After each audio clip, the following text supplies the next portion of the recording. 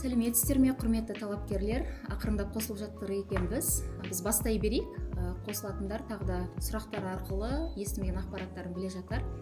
Менің есімім Дүйсебекова Жайнагүл Мұратқызы. Мен осы СДУ-да педагогика және гуманитарлық ғылымдар факультетінің деканымын. Өзім осы университеттің түлегімін 3 мәрте. Және қазіргі таңда бүгін сіздердің алдарыңызда біздің факультетіміз жайында, ондағы оқытылатын мамандықтар туралы толығырақ ақпарат беруге шығып отырмын. Жалпы біздің факультет көлемі жағынан СДУ университетінде екінші университет болып саналады. Жалпы мамандық саны жағынан да ең ауқымды факультет. Енді сол мамандықтарға қысқаша тоқталатын болсақ, бізде бакалавриат деңгейінде, яғни мектептен кейін бірден түсетін талапкерлерге бізге ұсынатын 13 білім беру бағдарламамыз, яғни мамандығымыз бар. Одан бөлек 7 білім беру бағдарламасы магистратура деңгейінде және 3 білім беру бағдарламасы ол PhD, яғни докторантура деңгейінде. Енді осы мамандықтар жайлы қысқаша ақпарат беріп, қандай кафедраларға тиісті, сол туралы бір айтып кетуге рұқсат етіңіздер. Жалпы біздің факультетімізде 3 кафедра бар. Бірінші кафедрамыз бізде тілдік білім беру кафедрасы деп аталады. Тілдік білім беру кафедрасында қандай мамандықтар оқытылады? Ең бірінші бізде аты шулы, әйгілі, көпшілігі танитын, өзінің 120-125, яғни шекті балымен әйгілі шет тіл, екі шет тіл мамандығы оқытылады. Енді бұл мамандық жайлы айтатын болсақ, өздеріңізде естіп жатқан боларсыздар. Жалпы гранттың өзімен осы мамандыққа СДУ-ға түсу үшін биылғы шекті балды 125 деп қойып отырмыз. Жалпы бұл мамандықтың ерекшелігін айтып кететін болсақ, шет тілі, екі шет тілі аты айтып тұрғандай бізде ең базалық тіл ретінде ағылшын тілі пәні мұғалімдерін даярлаймыз. Сонымен қатар екінші шет тілі ретінде бізде екінші курстан бастап ұсынатын қосымша 5 тіліміз бар. Ол қандай тілдер? Яғни Қытай тілі, кәріс тілі, француз тілі, неміс тілі және түрік тілі. Қысқасын айтқан кезде осы мамандыққа түсу арқылы сіз ағылшын тілінің және қосымша өзіңіз таңдаған тағы 5 тілдің бірінің мұғалімі болып шығатын боласыз. Енді екі шет тілі бағдарламасы бойынша бізде жалпы екі шет тілі және аударма ісінде бізде халықаралық АКУИН аккредитациясынан өттік биыл. Ол 8 жылдық мерзімге берілді. Бұл не деген сөз? Яғни сіздер түсетін болсаңыздар, осы 8 жылдың көлемінде халықаралық деңгейдегі дипломға ие бола аласыздар және шетелде осы аккредитация шеңбері жұмыс істейтін барлық елдерде сіздердің дипломдарыңыз танылады деген мағынаны білдіреді. Сонымен қатар біз шет тілі, екі шет тілі білім беру бағдарламасы бойынша осы жылдан бастап Малайзиядағы, яғни әлемдік деңгейдегі 1000 университеттің 64-ші орындағы Малайя атты университетпен дәл осы екі шет тілі білім беру бағдарламасы бойынша қосдипломдық білім беру бағдарламасын бастап жатырмыз. Ол нені білдіреді? Яғни сіздер бітірген соң тек қана СДУ-дың емес, сонымен қатар осы әлемдік деңгейде 100 университеттің қатарына кіретін Малайя университетінің де дипломын аласыз деген сөз. Жалпы шет тіл, екі шет тіл білім беру бағдарламасының мүмкіндіктері өте көп, сондықтан да шекті балдың да жоғары болу тағы басқа ол заңды деп ойлаймыз. Одан кейінгі осы кафедрада оқытылатын мамандық бізде аударма ісі. Яғни осы аударма ісімен бізде екі шет тіл мамандығы қатар жүреді және сұрақтарда көбінесе бірге қойылып жатады. Аударма ісіне қатысты аты айтып тұрғандай бізде ол гуманитарлық бағыттағы білім беру бағдарламасы, яғни оны бітірген түлек бізде мұғалім болып жұмыс жасамайды, ол таза аударма ісімен айналысады. Аударма ісінде біздің университеттің қандай ерекшелігі бар, өзгешелігі? Бізде биыл толыққанды өзіміз синхронды аудармаға қатысты лабораториямызды жабдықтап біттік. Ол сіздерге қосымша, яғни Қазақстанда синхронды аудармашыларды даярлайтын жоғары оқу орындарының саны өте шектеулі. Солардың бірі СДУ деп айтуымызға толық негіз бар енді болашақта. Сондықтан да сіздер нарықта бұл мамандықты бітіргеннен кейін өзіңіздің тез жұмысқа орналасуыңыз, өзіңіздің біліктілігіңізге күмән келтірмейтін бір маман, таптырмас маман болып шығуға бір мүмкіндік деп ойлаймыз. Сонымен қатар аударма ісі мамандығында шет тілі, екі шет тіл мамандығы сияқты қосымша тағы да біз екінші шет тілдерін ұсынамыз.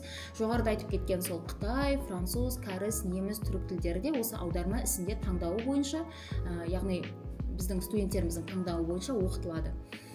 Келесі дәл осы кафедрамызда оқытылатын мамандық бізде таңдау пәні тұрғысынан бірдей, бірақ екі түрлі мамандық. Ол қазақ тілі және әдебиеті және қолданбалы филология мамандықтары.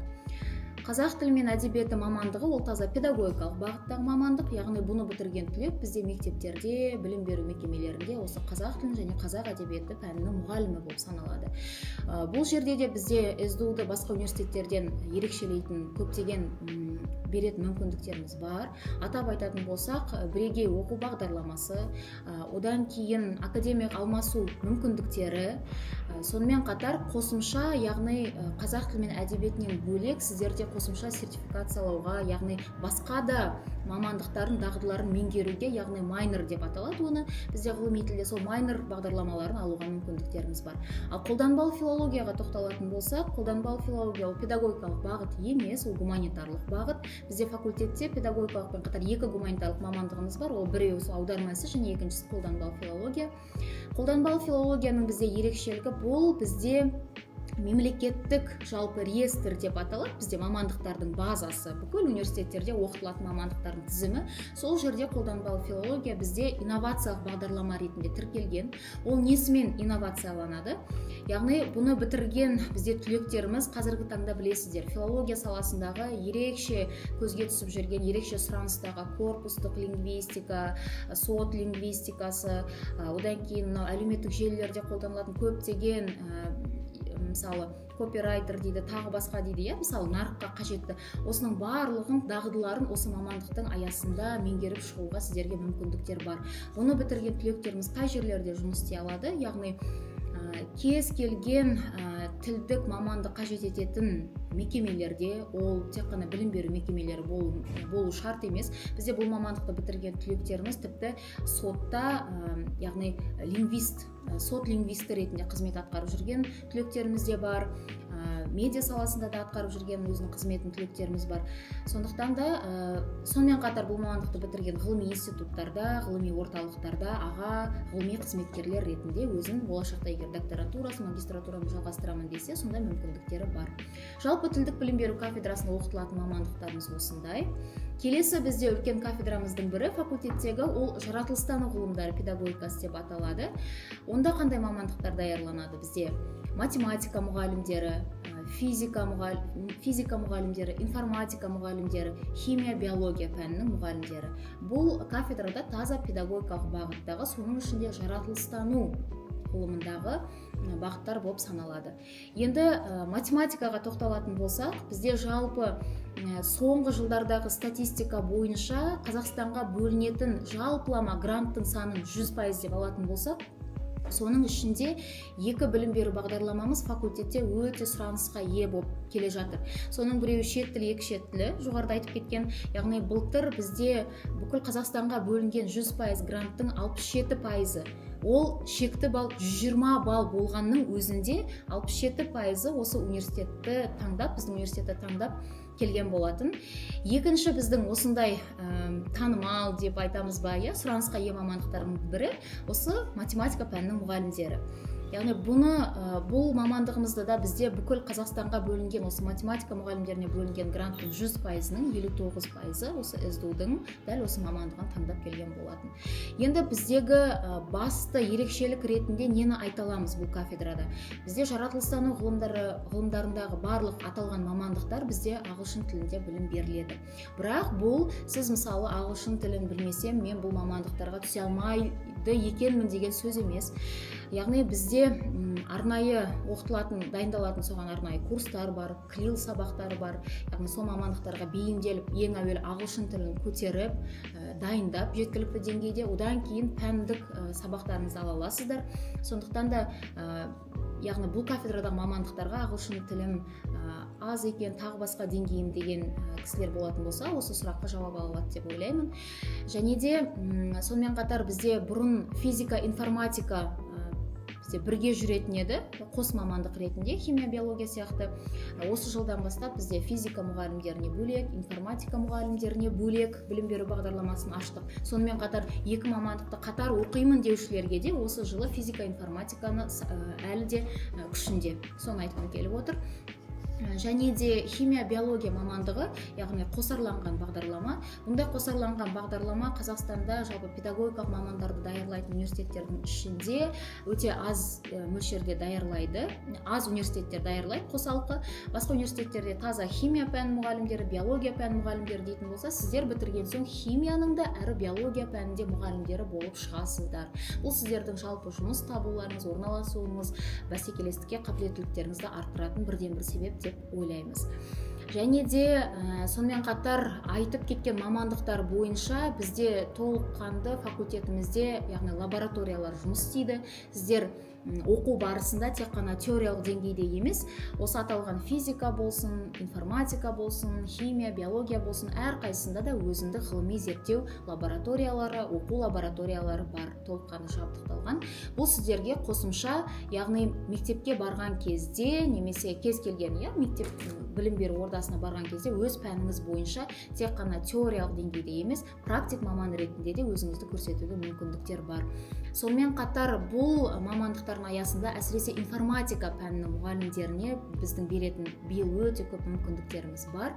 Соның ішінде атап өтетін болсақ, бізде факультетімізде эдукарьера деген бағдарлама жұмыс істейді. 4-ші курста, яғни дуалдық білім беру бойынша 4-ші курстың соңғы курсты таза өндірісте, практикада өзіңізді көрсете аласыз, және бүкіл сол практикада жинаған тәжірибеңізді, содан алған бағаңыздың бәрін сіздерге кредит ретінде жауып беретін боламыз. Яғни сіздердің сабақ кредиттеріңізді айтып отырмын. Сондықтан да бұл жерде информатика бағытында бізде осы эдукарьера бойынша ақш-тың бірқатар білім беру мекемелерінде тәжірибеден өтуге мүмкіндіктер туындап жатыр. Сонымен қатар Қазақстанда әйгілі танымал First Lego компаниясы бар. Сол компаниямен бірлескен бізде қосымша сертификациялау жұмыс істеп жатыр. Яғни осы біздің кафедрадағы бітірген мамандықтарымыздың дипломымен қосымша сіз мектепке барған кезде STEM бағытындағы сертификацияланған тренер деген мойындалған аттестация, мектептегі бүкіл нәрселерге жарамды сертификатты алып шығасыздар. Бұл да сіздерге берілген бір қосымша мүмкіндік деп ойлаймыз. Енді бізде 3-ші кафедрамызға тоқталайық. 3-ші кафедрамызда бізде 5 мамандық оқытылады бакалавриат деңгейінде. Ол қандай мамандықтар? Педагогика және психология мамандығы, бастауыш білім беру және методикасы мамандығы, одан кейін мектепке дейінгі білім беру және әлеуметтік педагогика. Аталған 4 мамандықта сіздердің таңдау пәндеріңізде биология және география пәндерін таңдаған абитуриенттерге мүмкіндік. Яғни сіздер таңдаған кезде осы 4 мамандықты да сіздер таңдай аласыздар. Және 5-ші мамандық кафедрадағы ол тарих пәнінің мұғалімдері.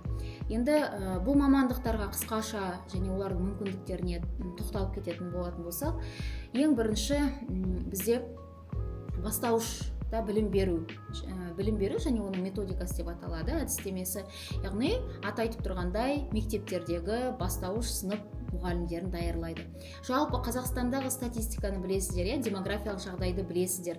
Осы 2032 жылға дейін осындай бір ақпарат болған. Жалпы Қазақстанда 1-ші сыныптың партасына отыратын оқушылардың саны қазірге қарағанда 3,5 есе көп болады, және бұл біздің Қазақстандық демографиялық жағдайында ең үлкен пик болады деп күтілуде. Сондықтан да ал біздің бастауыш сынып мұғалімдерінің жетіспеуі ол өте қиын қазіргі таңда деңгейде. Сондықтан да бұл мамандықты бітірген жалпы түлектер жұмыссыз қалады дегенге мен еш уақытта сенбеймін. Сондықтан да біздің университетке келіп оқитын болсаңыздар, сіздерге қандай мүмкіндік беріледі? Мүмкіндіктер бар. Яғни сіздер бастауышта білім беруде, яғни қазіргі таңда трендке айналған бастауыш білім беруде Сингапур математикасын оқытуды ерекше қосымша сертификация алуға мүмкіндіктеріңіз бар. Және де бұл бастауыш сынып болсын, мектепке дейінгі білім беру бойынша бізде Индонезиядағы Якагарта университетімен меморандум бар. Сол университетпен де қос диплом алуға, бірлескен бағдарламаларда білім алуға мүмкіндіктеріңіз болады. Екінші мамандығымыз айтып кеткенде мектепке дейінгі білім беру және тәрбиелеу. Ол бізде еліміздегі балабақшалар кішкентай бүлдіршіндеріміздің болашақ тәрбиешілері, солай ма? Яғни бұл мамандықты бітірген біздің түлектеріміз кез келген осы тек қана балабақшалар емес, мектеп жасына дейінгі білім беретін кез келген мекемелерде өзінің жұмысын жалғастыра алады. Сол айтып кеткен демографиялық жағдайға байланысты қазіргі таңда балабақшалардағы тәрбиешілер өте тапшы болғаны соншалық, нағыз өзі мектепке дейінгі білім беруді бітірген емес, басқа мамандықтарды бітіріп қосымша курстардан ғана өткен адамдар жұмыс істеп жатыр. Сондықтан да сіздердің жалпы мектепке дейінгі білім беруді таңдаған абитуриенттер өте үлкен сұранысқа ие болады деген жалпы сенімдеміз. Үшінші мамандығымыз осы педагогика және психология. Бұлда қандай мүмкіндіктеріміз бар? Айтып кетерлігі, педагогика және психологияда бізде қазақ тобы бар және ағылшын тобы бар, қаласаңыздар. Ал мектепке дейінгі білім беру, бастауыш білім беру, әлеуметтік педагогика және тарихта қазіргі таңда бізде қазақ тіліндегі топтар.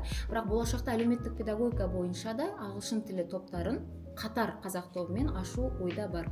Енді педагогика психология мамандығын бітірген түлектер қай жерде жұмыс істейді? Яғни атынан көрініп тұрғандай, бұл мамандық өзі педагогиканың ең ірі жалпы адамзат тарихындағы ең ірі педагогика және психология салаларының тоғысқан бір мамандығы деп айтсақ болады. Яғни бұл кез келген білім беру мекемелерінде оқушылардың болсын, қызметкерлердің болсын, қандай да бір психологиялық ахуалына жауап беретін кісілер осы педагогика және психология мамандығын бітірген түлектер болып саналады. Бұл жерде психологияның көптеген практик мамандар сабақ береді, сондықтан да нарықта бір өте сұранысқа ие мамандық деп толыққанды айтуымызға болады. Төртінші мамандығымыз әлеуметтік педагогика деп аталады. Әлеуметтік педагогика білесіздер, қазіргі таңда мектептерде бір штат ретінде тіркелген әлеуметтік педагогтар. Әлеуметтік педагогтар немен айналысады болашақта бітірген? Яғни бұл кісілер бізде мектептерде, жалпы мектепте емес, жалпы қоғамда білесіздер, әртүрлі әлеуметтік топтар бар. Ол әлеуметтік топтар міндетті түрде тұрмыс жағдайына байланысты бөлінбеуі мүмкін. Ол жас ерекшелігіне байланысты болуы мүмкін. Ол қандай да бір ұлттық ерекшеліктеріне байланысты болуы мүмкін, мәдени ерекшеліктеріне байланысты болуы мүмкін. Сондықтан да әлеуметтік педагогиканы бітірген түлектер тек қана білім беру саласында емес, кез келген мекемеде осындай әлеуметтік топтармен жұмыс істейтін мамандар ретінде сұранысқа ие бола алады. Онымен қоса қазіргі таңда қоғамда ең өзекті болып тұрған білесіздер қандай нәрсе? Ол әйел және бала құқығы. Солай емес пе?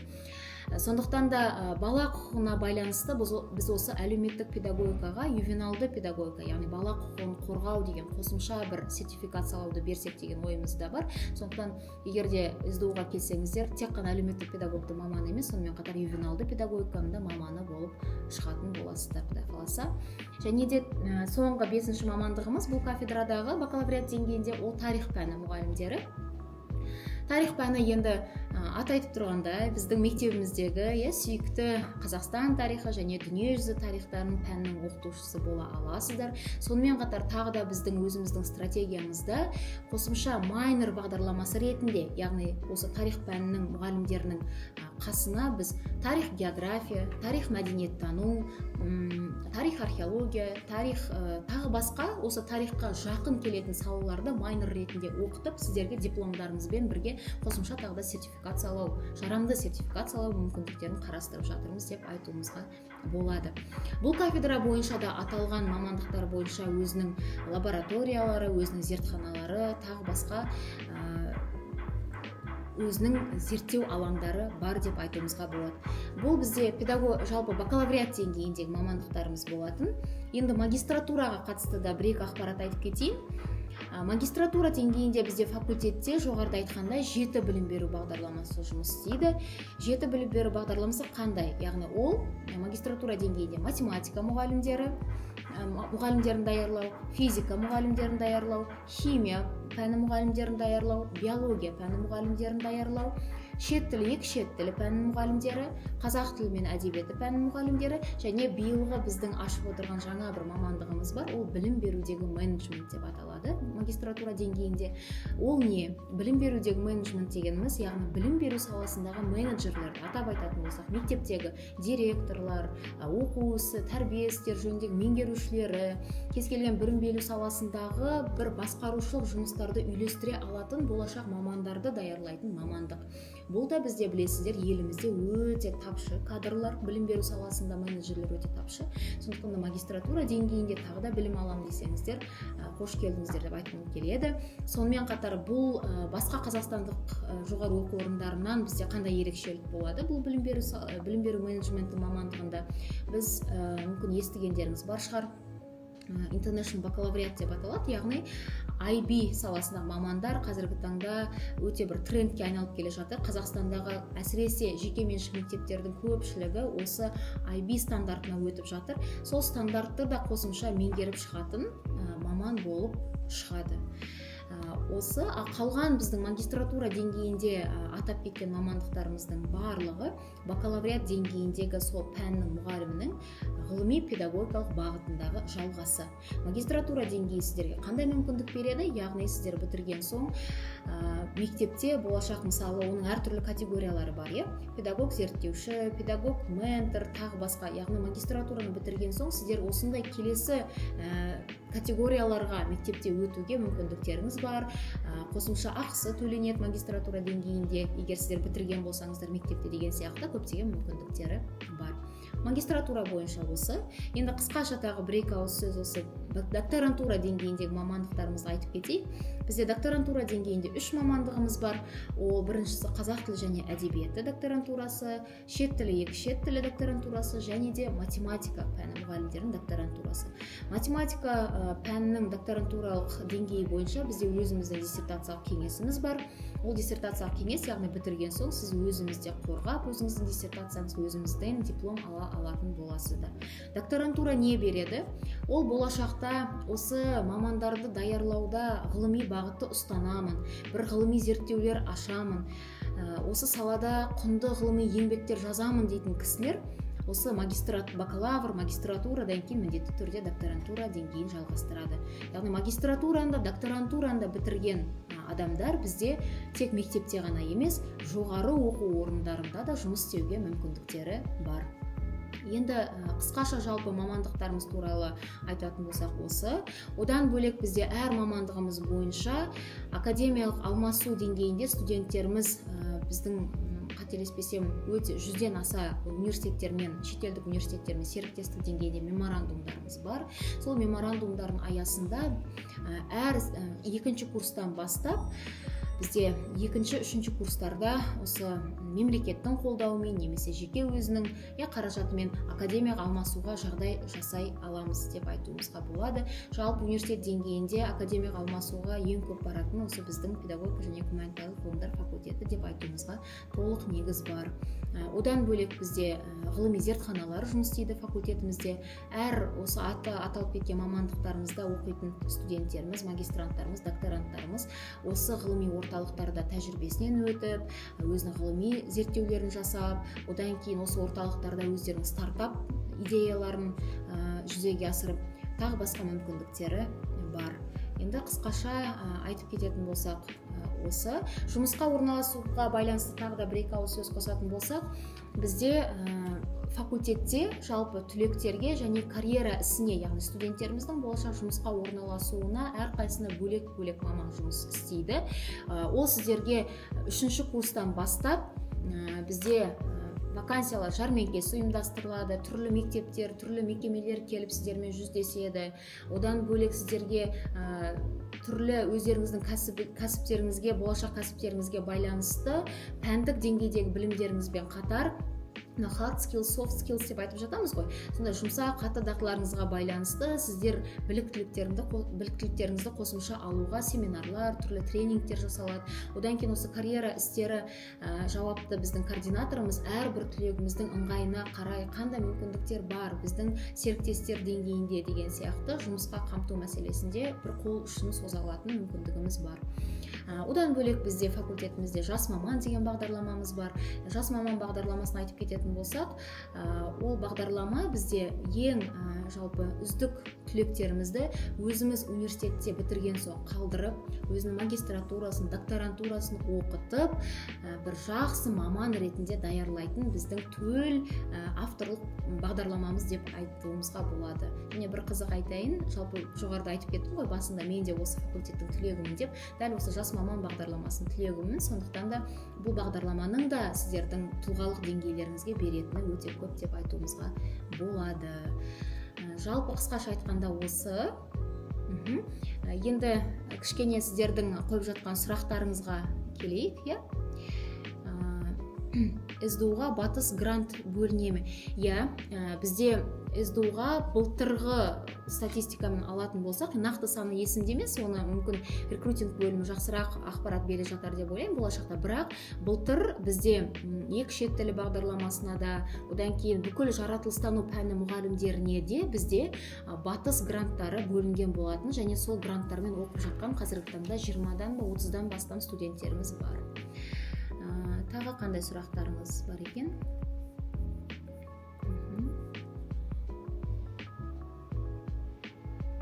Сұрақ жоқ сияқты.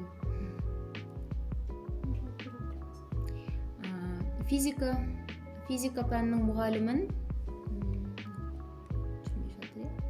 мұғалімін дайындауға қанша грант бөлінді осы жылы және алдыңғы жылы дейді.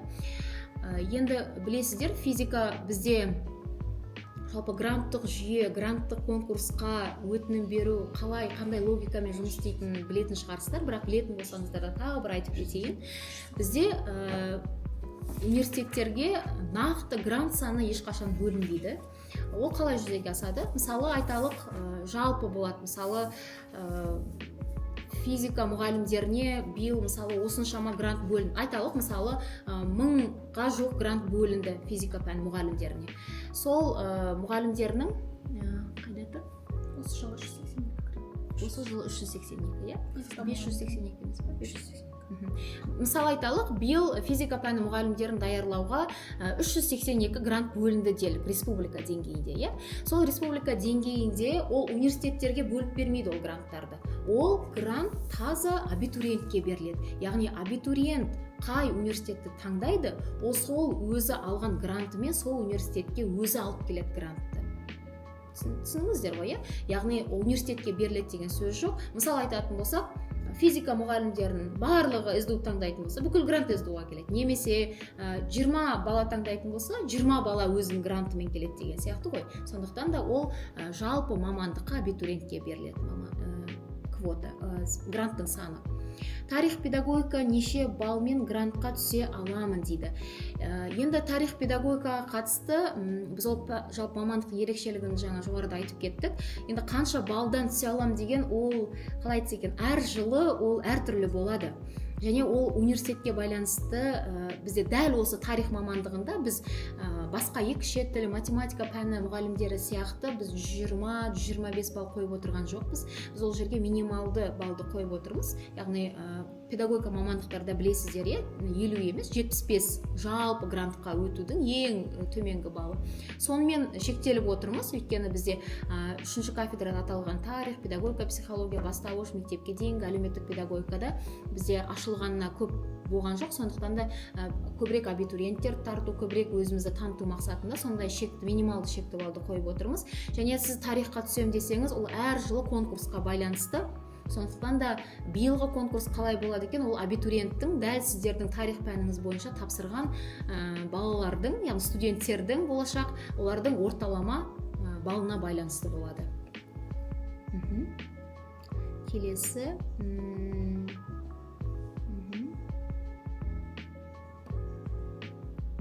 менеджмент туралы айтыңызшы делінген екен. Менеджмент бәлкім сіз бакалавриат деңгейінде менеджмент болатын болса, ол бізде бизнес мектебі факультетінде оқытылатын мамандық. Оның деканы бөлек сіздерге болашақта алда шығып өзі түсіндіретін болады.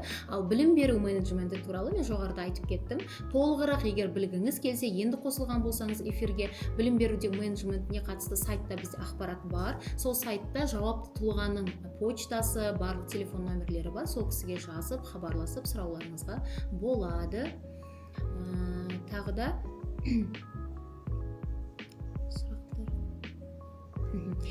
СДУ-да бірінші курстан бастап ағылшынша оқытылады ма? Бағана да шет жағасын айтып кеттік. Бізде жалпы біздің факультетті алатын болса, бізде таза қазақ тілінде де оқытатын, ағылшын тілінде де оқытатын мамандықтарымыз бар.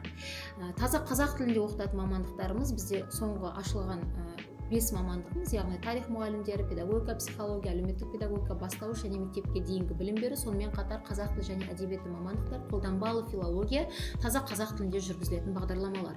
Қалған бағдарламалардың барлығы бізде ағылшын тілінде жүргізіледі, бірақ ағылшын тілінде сіздер келген кезде өзіміздің арнайы деңгейді анықтау тестін тапсырасыздар. Немесе IELTS-тарыңыз болса, қолдарыңызда IELTS-ты қабылдаймыз. Егер IELTS жоқ болатын болса, онда IELTS немесе TOEFL жоқ болатын болса, онда біздің өзіміздің деңгейімізді тапсырасыздар. Ода тұрған ешқандай қорқынышты нәрсе жоқ. Ол жақта азғантай ғана грамматикалық сұрақтар, тыңдалым. Соны тапсырғаннан кейін сіздердің деңгейлеріңіз шығады ағылшын тілі бойынша. Және ағылшын тілі деңгейіңіз егер де мысалы жеткілікті болатын болса, онда сіз ешқандай мәселе жоқ, ары қаратай оқи бересіз. Ал егер де қандай да бір себептермен деңгейіңіз 1 деңгей, 2 деңгей төмен болатын болса, бізде қосымша оқытылатын сабақтарыңызбен параллельно жүретін өзіміздің курстарымыз бар, өте интенсивті деңгейде жүргізіледі. Соны алып, яғни бірінші курста былайша айтқанда ағылшын тілдеріңізді толығымен жетілдіріп алып, екінші курстан бастап бізде өздеріңіздің спец мамандыққа бағытталған пәндеріңіз көп жүреді. Соған жақсы өтіп кетулеріңізге бір мүмкіндік. Бірінші курста бізде әдетте көбінесе жалпы білім беретін пәндер жүргізіледі. Сондықтан да ағылшын тілі деңгейіңізді 1 жылда көтеруге ешқандай қиындық жоқ деп ойлаймын. Ағылшын және педагогикаға арналған тесттерді 13-20 шілде арасында өту керек пе? Грант конкурсына да өтсе болады. Құжат тапсыруға келгенден бастап ағылшынды сол күні тапсырады. Бұл екі тестті, ағылшын және педагогиканың арнайы тесті бар, білесіздер, педагогика мамандықтарға түсетін. Ол жағдаяттық тесттер, ол да ешқандай қорқынышты бір тест емес, ол тек қана жағдаятта сіздің болашақта педагогикалық мамандықтарға қандай да бір бейіміңіз бар ма, жоқ па, сол нәрсені ғана анықтайды. Жағдаяттық сұрақтар. Ол тесттерді сіздер мынау қазіргі таңда бізде қабылдау комиссиясы 20 маусымнан бастап жұмыс істеп жатыр ғой, тамыздың соңына дейін. Сол кез келген күні келіп сіз 2 емтиханды тапсырып кете аласыз. Гранттық конкурс кезінде де тапсыра аласыздар. Олда ешқандай шектеу жоқ.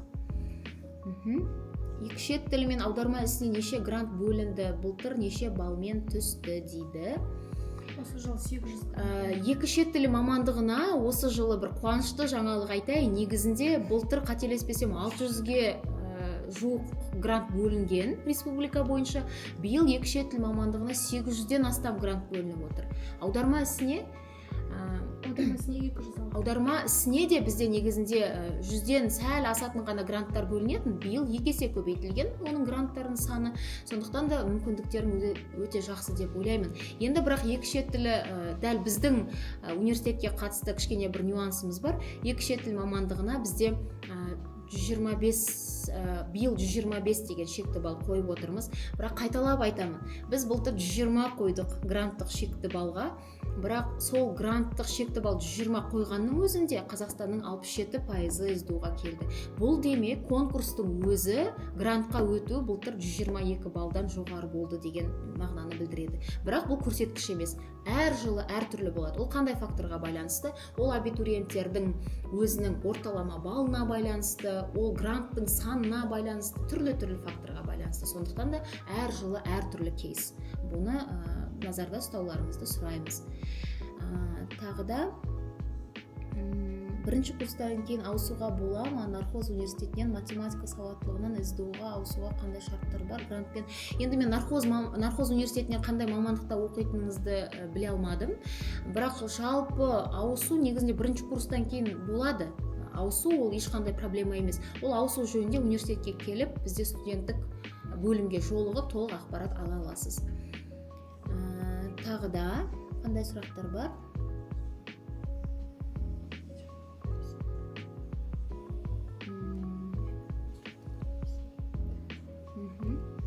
Басқа сұрақтар бар ма екен?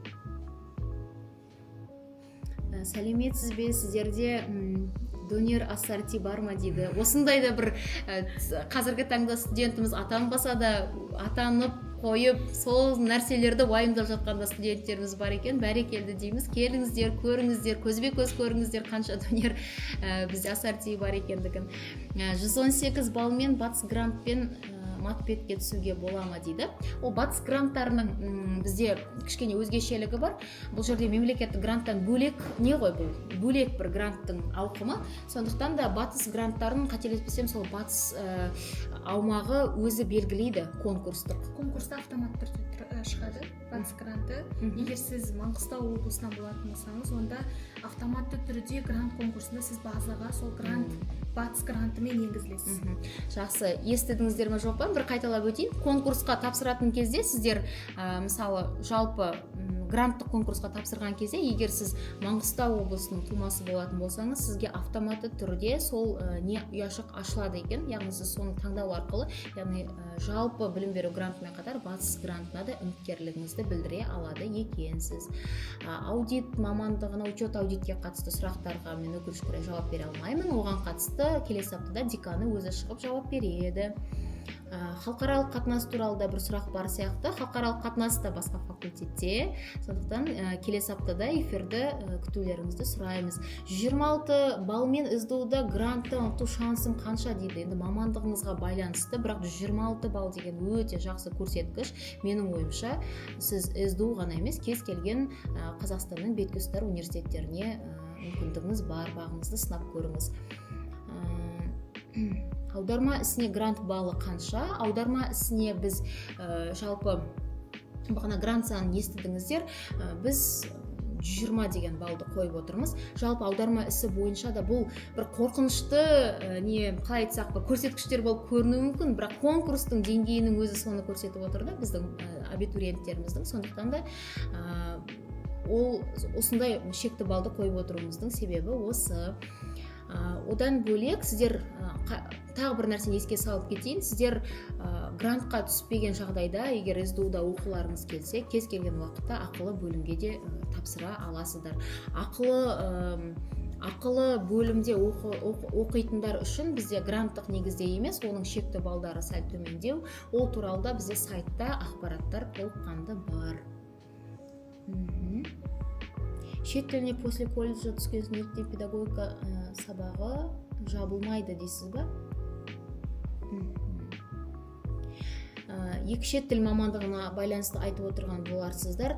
Бұл жерде мамандықты мен сізге кесіп неліктен жабылады, жабылмайды деп айта алмаймын. Ол әр колледждің оқытылатын куррикулумына, яғни силабустарына тағы басқа байланысты жабылады. Яғни ол жеке дара, индивидуальный порядке дейді ғой, яғни жеке дара сіздің оқып келген транскрипттеріңіз, сол жақта оқытылған пәндеріңіз барлығы отырып, мазмұны қаралып, солай сәйкестендіріледі. Сондықтан оны көру керек көзбе-көз. Математика мұғалім неше балл примерно грантқа дейді. Былтыр қаншамен түсті? Былтыр 125-пен түсті. Былтыр ең төмен 125 болды ма? Былтырғы статистиканы ғана айта аламыз. Былтыр бізде ең төмен жалпы Қазақстан бойынша, бұл Қазақстан бойынша 125 балмен түскен екен грантқа. Биылғыны енді оны биылғы конкурс қана шешеді. 122 жинасам СДУ-ға түсе аламын ба? IT және тест. IT мамандығын таңдап отырсаңыздар, ол кісінің де деканы бұйырса шығады, бірақ енді айта кетерлігі, биыл IT мамандықтарына да 120 қойылып отыр. 122 мен бағыңызды сынап көруге әбден мүмкіндік бар деп ойлаймын. Общежитияға байланысты жатақханаға байланысты бірнеше сұрақтар көріп отырмын. Жатақханаға байланысты сұрақтарды бізде қателеспесем 9 шілдеде жатақхананың жауаптылары тікелей эфирге шығады. Сол жатақхана туралы егжей-тегжейлі ақпаратты сол кісілерден сұрасаңыздар болады. Ал жалпы мына сұрақтың бір басын қайырып кетейін. Жатақханаға бір семестрге толық төлеу керек білуімше.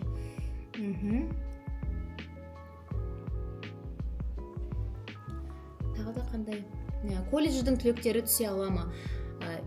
Колледждің түлектері түсе алады.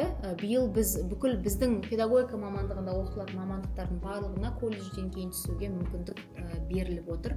Сондықтан колледжден кейін де грантқа тапсырыс беріп көре грантқа өздеріңіздің мүмкіндіктеріңізді сынап көре аласыздар. Тағы да женпиден бірінші курстан кейін қысқы семестрде грантпен ауысуға бола ма? Иә, егер де сіз біздің университетте ол мамандық бар болатын болса, бірақ ол код, яғни мамандыққа ауысу керек. Айтатын болсақ, мысалы, сіз математика пәнінің мұғалімісіз, женпиде оқисыз, бірақ СДУ-ға сіз математика пәнінің мұғаліміне келгіңіз келеді, ол кезде грантыңыз сақталып ауысады. Бірақ мамандық ауыстырып кететін болсаңыз, онда грантыңыз сақталмайды. Қазірден бастап СДУ-дың пахлавасын жеймін деп жүрмін дейді. Арманыңызға жетіңіз, Құдай қаласа, бірге жейік біздің факультетке келіп жататын болсаңыз. 78 балмен ақылға түсуге бола ма дейді. IT-ді мамандығына ақылы түрде түсу үшін 80 балл екен, өкінішке орай, ақылға IT мамандығында.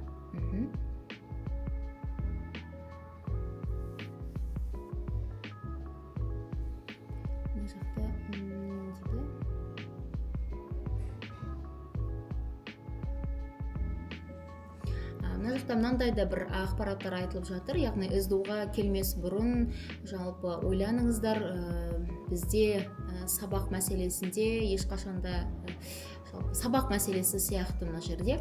Енді бір айтып кетейік, ол басынан СДУ-да оқыту, жалпы СДУ-да білім беру мәселесіне өте жіті көңіл бөлінеді.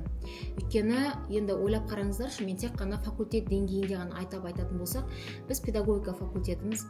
Енді педагогика факультетін бітірген түлектер өте сапалы болу керек, келісетін шығарсыздар деп ойлаймын. Өйткені сіздер болашақ мектепке барып, болашақ ұлттың болашағын жасайтын сіздер да, болашақ мұғалім ретінде. Сондықтан сіздердің білімдеріңіз, сіздердің сапа деңгейлеріңіз ол сіздермен ғана бітпейді. Ол сіздер оқытатын оқушылармен де жалғасады.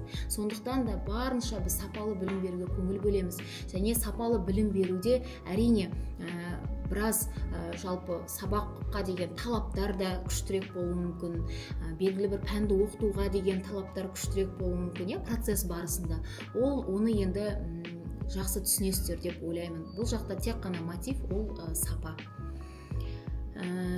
СДУ жеке меншік университет пе немесе мемлекеттік университет пе дейді. СДУ негізінде жеке меншік университет, бірақ жеке меншік университет болғанымен бізде қазіргі таңда грантпен оқитын студенттердің саны 70%-дан астам. Сондықтан да әрі Алматы облысындағы жалғыз жоғары оқу орны, сондықтан стратегиялық тұрғыдан мемлекеттік университеттерден кем емес деп айтуымызға толық болады. Халықаралық қатынастарға қатысты өзінің деканы неге шығады, тікелей эфирге сол кезде сұрай аласыздар. Қысқартылған оқуға математика мұғаліміне түсе аласыз, оған гранттық конкурста аштық. СДУ-да қандай мамандықтар бар дейді, кішкене кеш қосылып жатқан оқырманымыз болу керек. Ол туралы сайттан толық ақпараттарды біле аласыздар. Жалпы СДУ-да 63-тен астам мамандық оқытылады. Астына түсіп кете бере ме, жоғары көтеріліп кете бере ме? Арнаулы тестті онлайн қабылдайсыздар ма, міндетті офлайн тапсыру керек пе дейді. Сіз арнаулы тест деп отырғаныңыз педагогикалық тестті меңзеп отыр деп ойлаймын. Педагогикалық тестті тек қана офлайн тапсыру керек оны. Бірақ оны кез келген оқу орнынан тапсыра аласыз, база бір.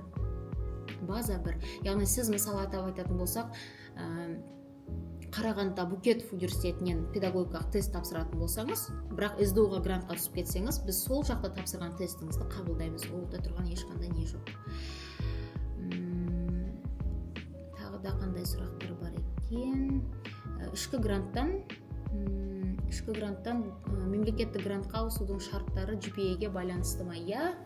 Тікелей GPA-ге байланысты. GPA деп айтып отырғанымыз студенттің оқу үлгерімі, ол өзінің мемлекеттің министрліктің қоятын шарттары бар. Мысалы атап өтетін болсақ, GPA 3-тен 5 немесе 3-те 2-ден кем болмау керек деген сияқты әр семестрде конкурс жүргізіледі. Сол конкурстың нәтижесінде сіздер ақылы бөлімнен мемлекеттік грантқа өте аласыздар. Бұл тек қана сіздердің қолдарыңызда, құрметті абитуриенттер. Тағыда СДУ-ға 2 шет тілмен 125 балмен түсуге бола ма? Бағыңызды сынап көріңіз, әбден болады деп айтуыма болады. Балыңыз өте жақсы. Басқа?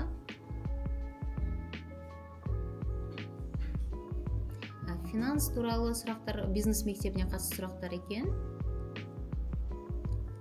Психология мамандығына условное зачисление бар ма? Болатын сияқты. Шартты түрде оқуға түсу болады, бірақ ережесіне байланысты максимум 5 балға дейін. Егер 5 балл жетпеген жағдайда.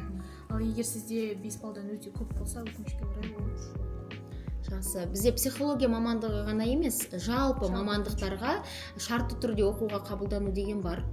Шартты түрде оқуға қабылдану, бірақ сіздің негізгі, мысал айтатын болсақ, педагогикалық мамандықтарға түсу шекті баллы ең төменгісі 75 балл ғой. Сіздікі 70 баллға дейін ғана рұқсат етіледі, одан төмен шартты түрде қабылдай алмаймыз. Және оның өзіндік шарттары бар, білесіздер. ОБТ-ны қайта тапсыру керек, сол мамандықты жалғастыру үшін деген сияқты. Семей университетінен онлайн тапсырған психотесттің сертификатын сіздерге жарайды ма? Жарайды. Жоғары жақта оқу ақысы мен келісім шарт бойынша сұрақтар болған еді дейді. Жалпы оқу ақысына қатысты, құрметті абитуриенттер, бізде сайтта ақпарат бар. Ол жерде әр мамандықтың аты жазылған, оның қасында жалпы ақылы болатын болса қанша, ақысы қанша, тағы басқа мәліметтерді сол жақтан алсаңыздар болады деп ойлаймын. Басқа вуздан ауысып келу үшін документтеріңізді біздің студенттік бөлімге жолығып, университетімізде жұмыс жасайтын, сол жақтан толыққанды ақпараттар ала аласыздар. Жалпы сұрақтарымыздың легі біткен сияқты, мен ойымша соңына жетіппін әйтеуір. Болды ма, аяқталсақ болма? Жақсы, құрметті абитуриенттер, енді сөзімізді қорытындылайтын болсақ, сіздермен 1 сағаттай уақытты өткізгенімізге өте қуаныштымыз. Пайдалы бір ақпараттарды ала алдыңыздар, сіздерге пайдалы бола алдық деген үміттемін. Сіздерге тек қана сәттілік тілеймін. Жалпы осы гранттық конкурста болсын, студенттік өмірге қадам басуларыңыз сәтті, оңынан болсын. Өзіміздің университетімізде көруге Алла жазсын, Құдай қаласа. Біздің факультетімізде күтеміз. Педагогикалық мамандықтардың мәртебесін бірге көтерейік бұйырса. Көп рахмет, сау болыңыздар.